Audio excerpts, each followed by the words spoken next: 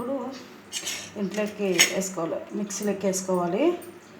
మామూలుగా అయితే బుడ్డలు కూడా ఉండాలి, బుడ్డలు లేవు, ఇవి ఉన్నాయి సార్ చేద్దామని. ఎల్లిపాయలు ఇప్పుడు మిక్సీ పట్టాలి.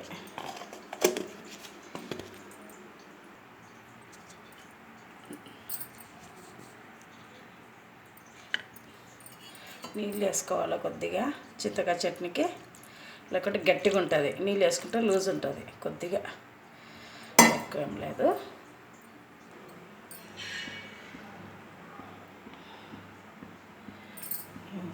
తాలింపు పెట్టుకోవాలి చింతకాయ చట్నీలోకి.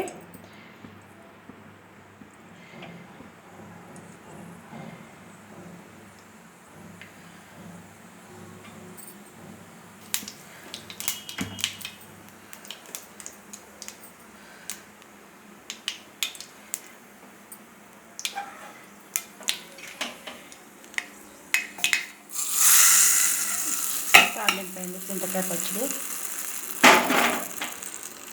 ఇంత చింతకాయ పచ్చడి ఏమంటే పల్లీలు ఉంటే బాగుంటాయి, పల్లీలు లేవు, ఉండేది మేము కట్ చేసుకున్నాం అనమాట. మన ఇష్టం ఏది ఉంటే అట్లా వేసుకుంటే అట్లా వేసుకోవచ్చు. ఫినిష్ చింతకాయ చట్నీ.